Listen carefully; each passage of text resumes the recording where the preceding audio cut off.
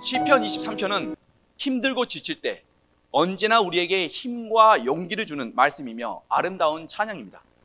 먼저 1절에 여호와는 나의 목자시니 내게 부족함이 없으리로다 라고 시작합니다. 이것은 목자와 양의 관계를 잘 보여주는 말씀입니다. 다윗은 어린 시절부터 양을 치던 목자였기 때문에 목자와 양의 관계를 누구보다 잘 알고 있었습니다. 목자는 양을 지키는 사람입니다. 그런데 왜 지킬까요? 일반적으로 목자는 자기의 유익을 위해서 양을 지킵니다. 그런데 우리는 예수님을 그냥 목자라고 부르지 아니하고 선한 목자라고 부릅니다. 요한복음 10장 11절에서 15절에 예수님께서 말씀하시길 나는 선한 목자라. 선한 목자는 양들을 위하여 목숨을 버리거니와 싹구는 목자가 아니요 양도 제 양이 아니라 이리가 오는 것을 보면 양을 버리고 달아나나니 이리가 양을 물어가고 또 해치느니라. 달아나는 것은 그가 싹꾼인 까닭에 양을 돌보지 아니함이나 나는 선한 목자라. 나는 내 양을 알고 양도 나를 아는 것이 아버지께서 나를 아시고 내가 아버지를 아는 것 같으니 나는 양을 위하여 목숨을 버리노라 라고 말씀하셨습니다. 선한 목자는 뭐가 다른 걸까요?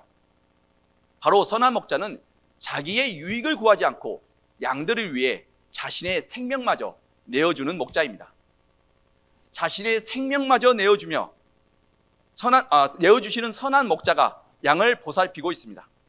그러므로 4절 말씀처럼 사망의 음침한 골짜기를 지난다 할지라도 두려워하지 않는 그 근거는 나를 자신의 생명마저 내어주시고 지켜주시는 선한 목자가 함께하고 계시기 때문입니다.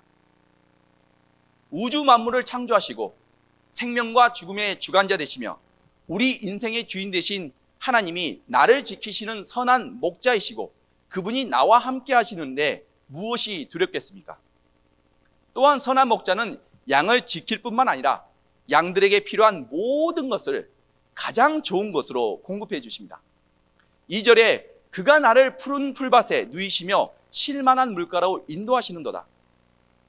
푸른 초원과 쉴만한 물가, 상상만 해도 얼마나 아름답고 풍요롭고 평안한 모습입니까? 양들에게 이보다 더 좋은 것이 또 있을까요? 그뿐만 아니라 우리의 모든 걸음걸음을 가장 선하고 가장 의로운 생명의 길로 인도해 주십니다. 3절에 내 영혼을 소생시키고 자기 이름을 위하여 의의 길로 인도하시는도다. 한치 앞을 모르는 우리 인생길을 혼자 가도록 내버려 두지 아니하시고 우리와 동행하시며 우리의 모든 걸음걸음을 가장 선하고 가장 의로운 생명의 길로 인도해 주십니다. 그리고 우리가 인생길에서 실수하고 넘어지는 모든 실족들도 용서해 주시고 모든 것을 합력하여 다시금 우리의 발걸음을 가장 선한 길로 인도해 주십니다. 이런 선한 목자가 바로 저와 여러분의 하나님, 예수님이십니다. 하나님의 축복은 여기서 멈추지 않고 우리가 인생길에서 경험하는 억울하고 분통이 터지는 답답함을 살펴보시고 우리의 작은 신음소리마저도 들으시며 우리의 원수마저 갚아주십니다. 5절에 주께서 내 원수의 목전에서 내게 상을 차려주시고 기름을 내 머리에 부으셨으니 내 잔이 넘치나이다. 하나님께서 내 원수 앞에서 내게 승리의 잔치상을 차려주시고 기름을 부어 나를 높여주심으로 내 만족감이 차고 넘친다라고 말씀하고 있습니다. 이보다 더 큰 승리가 있을까요? 이 말씀처럼 원수는 내가 갚는 것이 아니라 하나님께서 갚아주십니다. 그러니 절대 원수를 스스로 갚으려고 노력하지 마십시오. 누가 원수를 갚아야 확실할까요? 당연 하나님이십니다. 내가 원수를 갚으면 나도 원수랑 똑같은 죄를 짓는 죄인이 될 뿐입니다. 그러므로 원수는 하나님께 맡기는 것이 가장 성경적이며 하늘의 지혜입니다. 하나님께서 내 원수마저 갚아주시고 승리의 잔치상을 내게 차려주십니다. 이런 선한 목자가 바로 저와 여러분의 하나님, 예수님이십니다. 오늘 특별히 여러분들과 함께 은혜를 나누고자 하는 말씀은 6절에 내 평생의 선하심과 인자하심이 반드시 나를 따르리니 내가 여호와의 집에 영원히 살리로다 라는 말씀입니다. 여기서 매우 흥미로운 것은 시편 23편을 썼던 당시는 다윗이 자신의 아들 압살롬의 반역으로 자신이 살고 있던 성에서 쫓겨나 피난길에 오른 매우 처참한 상황이었다는 것입니다. 어떻게 보면 다윗 왕에게 있어 가장 처참한 상황 속에서 그는 시편 23편을 썼습니다. 어떻게 이것이 가능하였을까요? 바로 이 6절에 답이 있습니다. 시편 23편은 다윗이 과거 하나님께서 자신에게 보여주셨던 하나님의 선하심과 인자심을 기억하고 하나님의 임재 안으로 다시 들어가고자 하는 그의 갈망과 소망을 노래하고 있는 것입니다. 오늘 6절 말씀이 시편 23편의 결론이며 하나님의 임재를 말씀하고 있습니다. 이처럼 다윗은 전반부에서 목자와 양의 관계로, 그리고 후반부에서는 잔치상의 비유로 하나님의 임재를 노래하고 있습니다. 쉽게 말씀드려 하나님의 임재가 바로 다윗이 가장 갈망하며 소망하는 하나님의 축복 그 자체라는 것입니다. 그 이유는 어찌 보면 너무나 당연합니다. 왜냐하면 하나님의 임재 속에 모든 축복이 다 담겨져 있기 때문입니다. 하나님의 임재 안에는 보호하심, 공급하심, 그리고 인도하심의 축복 모두가 패키지로 다 포함되어 있습니다. 그래서 가장 큰 축복의 기도는 하나님께 함께 해달라는 그 기도가 가장 큰 축복의 기도입니다. 우주 만물의 창조주이시고 주인 되신 하나님 아버지와 함께하는 것보다 더 큰 축복이 무엇이 있겠습니까? 우리가 성경 인물을 보아도 이를 잘 알 수 있고 쉽게 발견할 수 있습니다. 하나님이 요셉과 함께 하셨으므로 그가 하는 모든 것이 형통했다고 기록하고 있습니다. 요셉이 비록 13년간의 노예와 제수의 신분이었음에도 불구하고 하나님께서 함께 하심으로 그는 언제나 평안을 누렸습니다.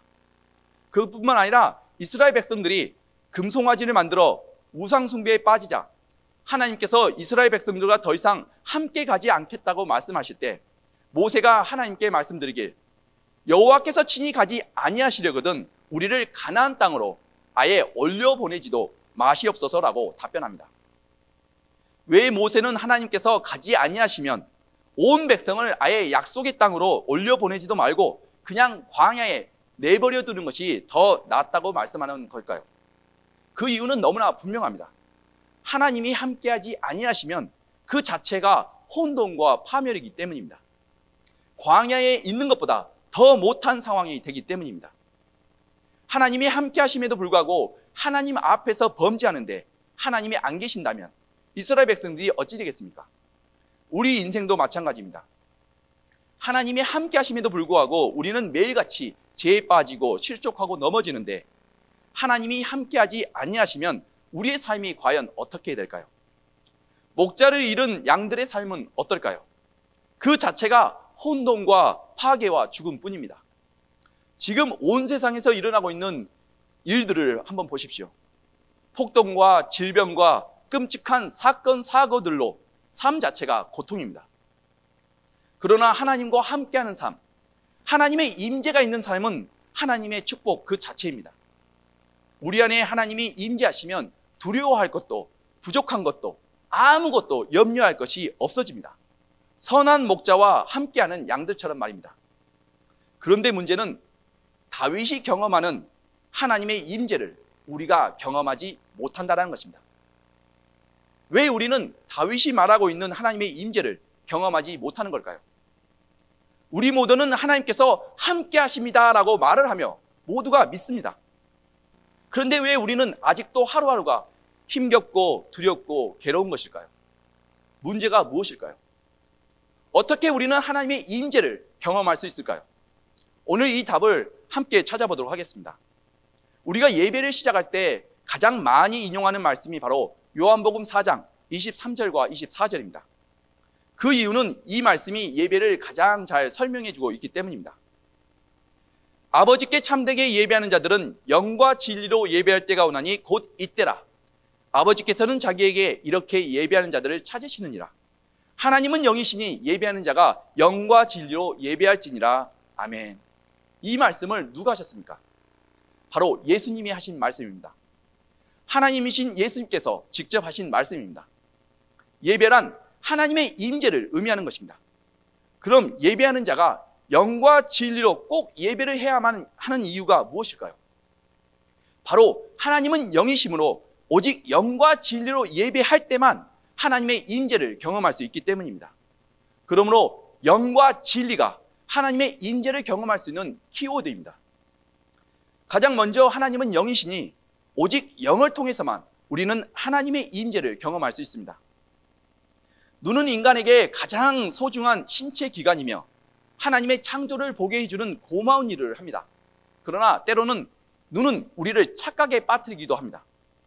눈에 보이지 않으면 마치 존재하지 않는다라는 착각을 일으킬 때가 많습니다. 흔히들 보여줘봐, 그러면 내가 믿을게 라고 말하며 보는 것이 믿는 것이라고 말합니다. 과연 그럴까요? 여러분은 코로나 바이러스가 눈에 보이십니까? 코로나 바이러스는 눈에 보이지 않습니다. 그래서 더 무섭습니다. 눈에도 보이지 않는 상대와 싸운다는 것은 정말 무서운 일입니다. 여기서 흥미로운 것은 우리 눈에도 보이지 않는 코로나 바이러스가 세상에 존재하고 있음을 우리 모두가 믿습니다. 대단한 믿음이죠. 눈에도 보이지 않는데 말입니다. 그 이유는 코로나 바이러스에 의해 사람이 죽기도 하고 아프기도 하기 때문입니다. 코로나 바이러스에 의한 반응들이 있기 때문입니다. 이처럼 눈에 보이지 않는다고 존재하지 않는 것이 결코 아닙니다. 그럼 여러분은 산소가 눈에 보이십니까? 산소를 눈으로 보는 사람은 아무도 없습니다. 그러나 우리 모두는 산소가 우리 곁에 있음을 모두가 믿습니다. 왜요? 바로 여러분이 숨을 쉬고 살아있기 때문입니다. 여러분이 숨을 쉬고 살아있다는 것 자체가 바로 산소가 있다는 증거이기 때문입니다. 눈에 보이지 않는 산소의 존재를 우리 모두가 믿습니다. 이처럼 눈에 보이지 않는다고 존재하지 않는 것이 결코 아닙니다.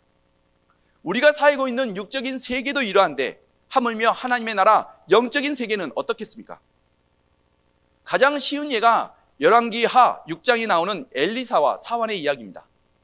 선지자 엘리사 한 사람을 죽이기 위해 아람 군대가 파병이 되어 엘리사가 살고 있는 성읍을 둘러쌌습니다. 사환의 눈에는 성읍을 둘러싼 수많은 아랍 군대와 그들의 말과 병거들만 보였습니다. 그러나 엘리사의 영안에는 적군의 수보다 더 많은 하나님의 불말과 불병거가 가득 산과 성읍을 둘러싸고 있음이 보였습니다. 그리고 기도로 사환의 영안을 열어주었을 때 사환은 육안으로 보지 못했던 영적 세계와 하나님의 임재를 체험하였습니다. 다윗 역시 하나님의 임재를 인식하며 살았던 믿음의 사람입니다. 어린 다윗이 거인 장수 골리앗과의 싸움에서 그는 거룩하신 하나님의 이름으로 나아갔습니다. 과연 어린 다윗의 그 물맷돌이 그리 대단해서 3m나 되는 거인 장수 골리앗을 한 방에 쓰러뜨린 것일까요? 그리고 다윗이 싸움을 너무나 잘해서 모든 전투에서 승리한 것일까요? 다윗은 항상 전투에 앞서 기도하였습니다. 하나님의 뜻을 구하였습니다. 하나님께서 가라 하면 가고 가지 말라 하면 가지 않았습니다. 의심의 여지가 없었습니다. 왜냐하면 하나님이 가라 하심은 하나님께서 함께 하심을 약속하는 것이기 때문입니다. 하나님께서 동행하지 아니하시면 승리할 수 없음을 그는 누구보다 잘 알고 있었습니다. 전쟁의 승패는 인간의 힘과 능력에 달려있지 않습니다. 오직 하나님의 뜻에 달려 있습니다. 다윗뿐만 아니라 모세는 어떻습니까? 모세가 대단해서 이집트 왕에게 나아가 200만 명이나 되는 이스라엘 백성들을 자유케 했습니까? 절대 아닙니다. 그는 하나님의 사명을 받을 때도 자신은 이 사명을 감당할 능력이 없다고 하나님께서 화를 내실 때까지 거부했던 사람입니다. 이집트의 10가지 재앙을 모세가 내렸나요? 홍해바다를 모세가 갈랐습니까? 광야에서 40년간 만나를 모세가 내렸습니까? 만석에서 물을 모세가 내었을까요? 이 모든 것을 하나님께서 모세를 통해 하셨습니다. 모세가 하나님께 구했던 것은 언제나 함께 하심이었습니다. 하나님의 임재는 안정과 공급과 인도와 축복을 의미하고 있기 때문입니다. 하나님의 임재와 임재의 의미를 누구보다 잘 알고 있었던 하나님의 사람이 바로 모세였습니다. 그러므로 그는 언제나 하나님의 임재를 간구하였습니다.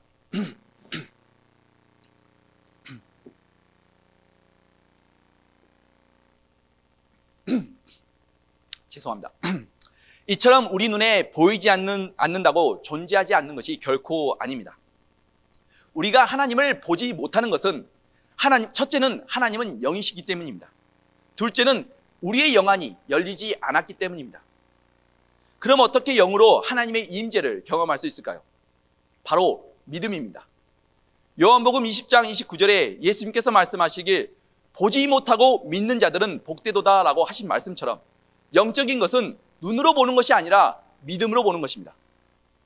믿음은 바라는 것들의 실상이요 보지 못하는 것들의 증거라고 하신 말씀처럼 보이지 않는 존재함을 인식하는 것이 바로 믿음입니다. 쉽게 말씀드려 믿음으로 우리는 하나님의 임재를 경험할 수 있는 것입니다. 그래서 의인은 오직 믿음으로 말미암아 산다고 한 것입니다. 믿음으로 영이신 하나님의 임재를 경험할 수 있습니다. 그리고 오직 이런 믿음만이 하나님을 기쁘시게 하실 수 있습니다. 믿음 없이는 하나님을 기쁘시게 하지 못하나니 하나님께 나아가는 자는 반드시 그가 계신 것과 그가 자기를 찾는 이들에게 상을 주시는 이심을 믿어야 한다고 말씀하셨습니다. 하나님의 임재를 경험하기 위해서는 먼저 믿어야 합니다. 하나님의 살아계심과 하나님이 우리와 함께 하심을 믿어야 합니다. 하나님의 말씀과 하나님의 약속을 믿어야 합니다. 그러면 우리는 하나님의 임재를 경험할 수 있습니다. 그리고 두 번째로 하나님의 임재는 진리로 경험할 수 있다고 했습니다. 진리가 무엇입니까? 요한복음 14장 6절에 예수님께서 말씀하시길 내가 곧 길이요 진리요 생명이니 나로 밟지 않고서는 아버지께로 올 자가 없느니라라고 말씀하셨습니다. 예수님이 바로 진리이십니다. 예수님은 누구이십니까? 먼저 예수님은 하나님이십니다. 그리고 예수님은 하나님의 말씀입니다. 요한복음 1장 1절에서 3절에 사도 요한이 말씀하시길 태초에 말씀이 계시니라 이 말씀이 하나님과 함께 계셨으니 이 말씀은 곧 하나님이십니다. 그가 태초에 하나님과 함께 계셨고 만물이 그로 말미암아 지은 바 되었으니 지은 것이 하나도 그가 없이는 된 것이 없느니라. 그리고 요한복음 1장 14절에 말씀이 육신이 되어 우리 가운데 거하심에 우리가 그의 영광을 보니 아버지의 독생자의 영광이요 은혜와 진리가 충만하더라라고 말씀하셨습니다. 하나님의 말씀이 육신이 되어 우리 가운데 함께 거하시는 분이 바로 예수님이십니다. 그리고 지금 우리가 손에 쥐고 있는 이 하나님의 말씀이 바로 진리 되신 예수님이십니다. 그래서 오직 하나님의 말씀을 통해서만 우리가 예수님을 알고 예수님을 볼 수 있는 것입니다. 쉽게 말씀드려 하나님의 말씀을 통해서 우리가 하나님의 임재를 경험할 수 있는 것입니다. 그래서 우리가 예배 시간에 말씀을 듣는 것입니다. 이것은 단순한 말씀이 아니라 하나님의 말씀, 곧 길이요 진리요 생명이기 때문입니다. 그리고 하나님의 말씀 안에는 하나님의 말씀 안에서 우리는 하나님의 임재를 경험할 수 있습니다.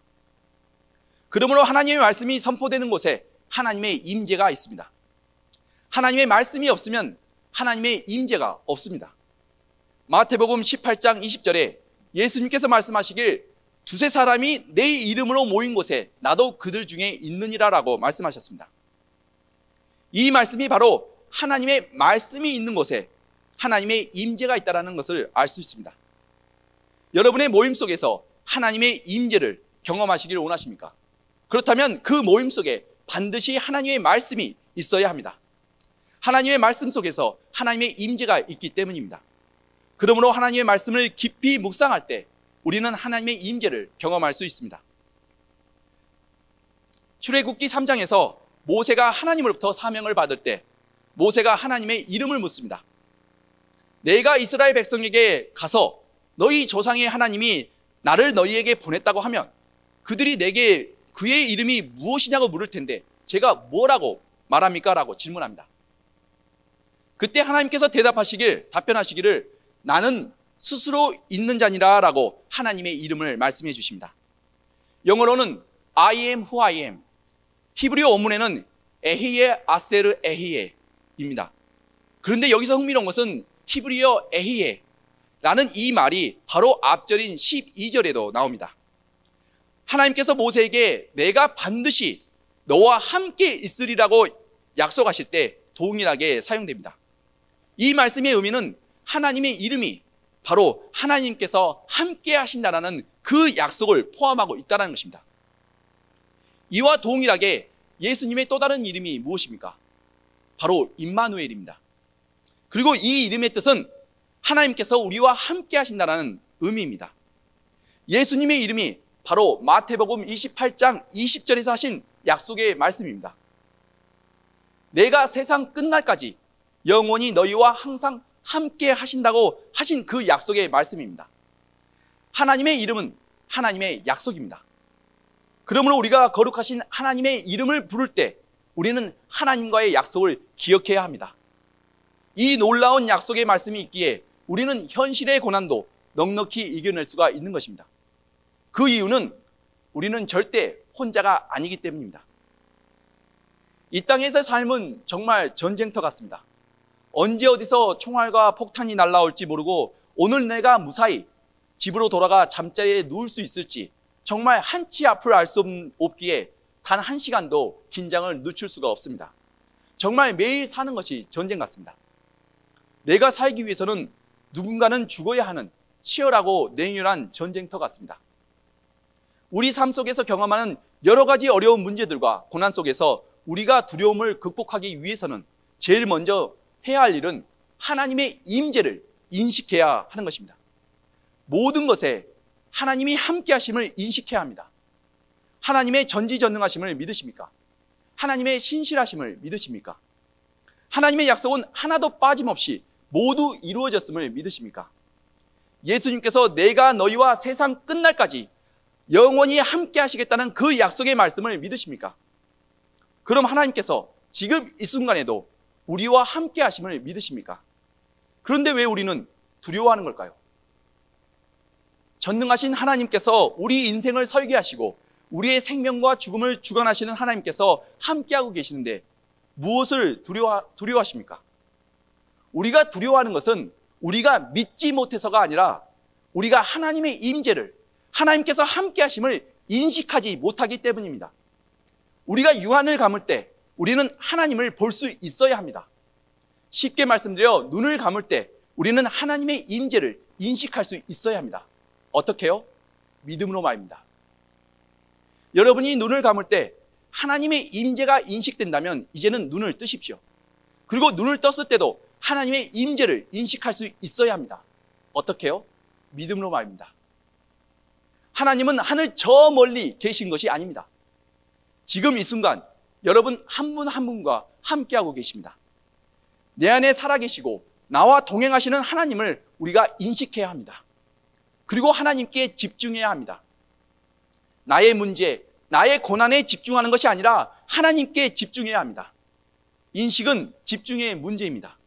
내가 무엇을 바라보느냐에 따라 모든 것은 달라집니다. 베드로가 예수님을 바라볼 때는 무리를 걷는 기적을 경험합니다. 그러나 베드로의 시선이 예수님을 놓칠 때 그는 깊은 물속으로 빠져들어갑니다. 이것이 바로 집중의 문제입니다. 하나님은 영과 진리로 우리와 함께하고 계십니다. 하나님의 임재는 영과 진리, 즉 믿음과 말씀으로 우리가 경험할 수 있습니다. 그러므로 우리가 고난 앞에서 제일 먼저 보여야 할 반응은 영으로 임재하시는 하나님을 믿음으로 바라보시고 말씀을 통해 하나님의 음성을 들어야 하는 것입니다. 그리고 하나님의 임재를 인식하셨다면 이제는 나와 함께 하시는 하나님께 나의 시선을 고정하고 집중해야 합니다. 매일 하나님의 임재를 인식하며 고난 속에서도 하나님께 감사와 찬양이 끊이지 않는 이런 축복이 저와 여러분에게 있기를 간절히 축원드립니다.